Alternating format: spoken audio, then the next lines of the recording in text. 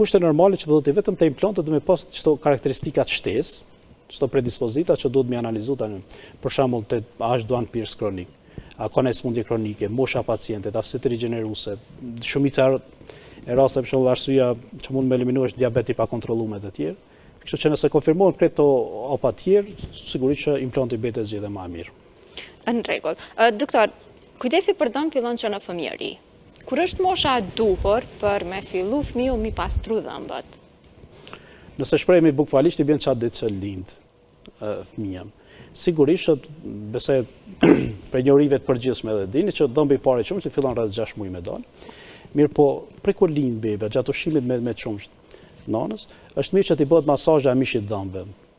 Pse është karakteristikë që mundet me mbet një sasi e çumshit, mu fermentua ajo edhe rrjedhë mish me shkak të probleme. Tani kur fillon 6 muaj dalja dhëmbëve të çumshit, sigurisht që tani do të më kujdes. Mosha 6 muaj tash është shumë e vogël, po çfarë do shqetësimi që shep prindit e fëmijëve që nuk po ndihet mirë ose diçka, është mirë me konsultu.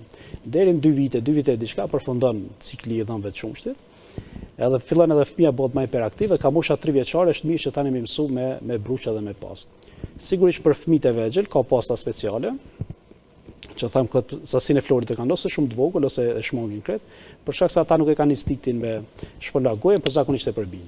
Kur bëhet mosha 6 vjeçare, që është shumë e rëndësishme, zakonisht në klinikë gjithmonë ja tërheqim vërejtjen e pacientëve, është njerëzit mendojnë se tani mësane edhe disa dhëmb kanë mundru prapë. E në moshën 6 vjeçare fillojnë dalin dhëmb të përhershëm, i pari del mbrapa këtu, molari. Edhe pastaj me kalimin e asaj, në moshën 6 vjetë e gjys 7 dalin për dhëmb përpara incizivët e të tjerë.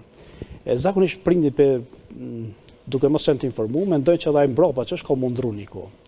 Moshën 6 vjeçare dhe kemi fatkeqësisht kemi pacientë që kur vjen klinik, për shembull 8 vjet, 9 vjet, edhe ka të shkatrum stadet më të mëdha të prishjes dhëmbit gjashtë.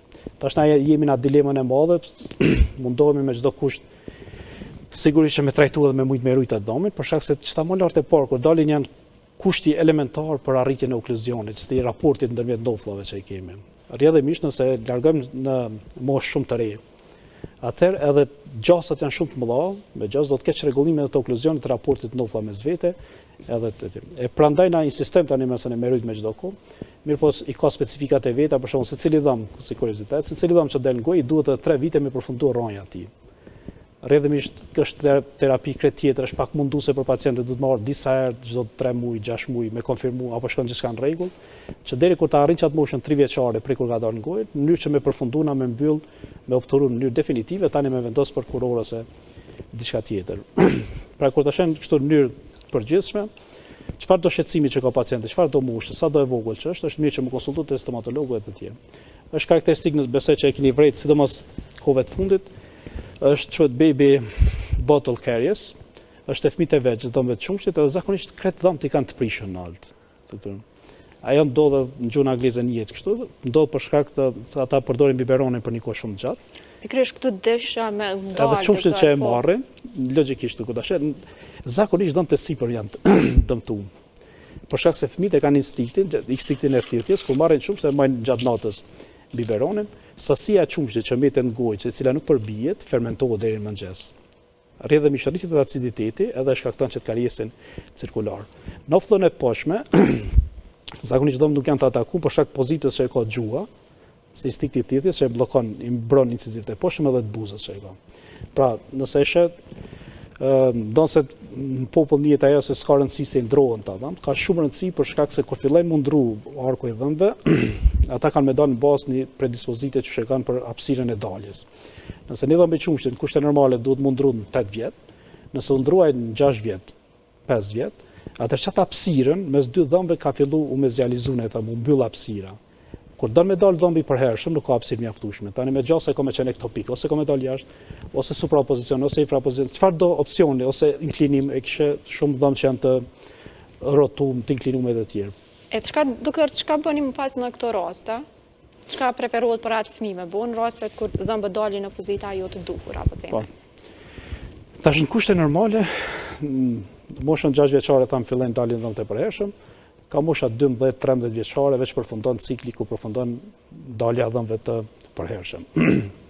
Në këtë rast kemi shumë opsione që përdoren zakonisht në stomatologji, ku kemi aparatet mobile ortodontike, tani mëse ato fikse, tashmë kanë dalë edhe këto Invisalign, Transpacorrect edhe të tjerë. Por në kushte normale, tash varësisht prej llojit të çrregullimit që e ka pacienti, tani zgjidhet edhe rasti adekuat. Kemi disa raste ku nofla sipër me ngec në zhvillim. Rrjedhimisht e ka disproporcion që të raporti me noflën e poshtme, edhe keni vërejt disa pacientë që noflën e poshtme e kanë qitur më jashtë. Në kushte normale dhëmë të sipër i mbulen dhëmë të poshtëm, kemi disa pacientë që e kanë të kundër, dhëmë të poshtëm i mbulen dhëmë të sipër. Kafshimi i çrregull, na thëmë që është klasa 3. Tash varësisht prej këtyne, qoftë anomali e pozitës dhëmbëve, këtë rast një dhëmbë është i rrotuar, inklinuar ose të tjerë, këto tani përdoren aparate mobile kryesisht, në fillim në moshtat më të reja, për shkak që ala është që kjo modifikimi i kockës alveolare është në rritjen e zhvillim. Rrjedhimisht nëse një kocka sipër me ngushtë e cek, nëse përdoret aparatet mobile, zakonisht kanë shumë efekt, se moshën 12-13 vjeçare veçanë në zhvillim, edhe shohim që me kalimin e kohës, zgjerimi i noflës krijohet hapësira e dhëmbëve, edhe që ajo dentësia që ka qenë mbi vendosja e dhëmbëve një mbi një, ato krijohet hapësira tani më vendos krejt. Varësisht prej rastit, sigurisht tani mëse në moshën 13-14 vjeçare, nëse indikohet nga specialisti ortodonticist, tani mëse mundet me bëu edhe aparate fikse, që në popull njihen si vendosja e gurëve, që sigurisht ato tani mëse kërkojnë, i kanë specifikat e veta që është shumë vështirë me mbajtë higjienën orale, qasja është shumë e vështirë, duhen brusha speciale të tjerë, po që mundet me bëu zgjedhje. Ndërsa kur kemi raste të çrregullimi më të lehta të formës së pozitës, këto mundemi me bëu tani mëse qoftë me kompozita, vinesh mos vetëm të strukturën e dhomit, ose me këto Invisalign që janë Transpacorrect. Doktor, jemi vetë në fund të misionit, edhe dishta më pyet çka është një si fenomen po e quaj, gjatë natës disa persona i kërcosin dhëmbët. E pse ndodh kjo? Në terma mjekësor kjo njihet si bruksizmi. Janë shumë faktorë që e shkaktojnë. Po kryesisht është ankthi, stresi, ngarkesat e tjera, ose pa çrregullimi i gjumit e të tjerë.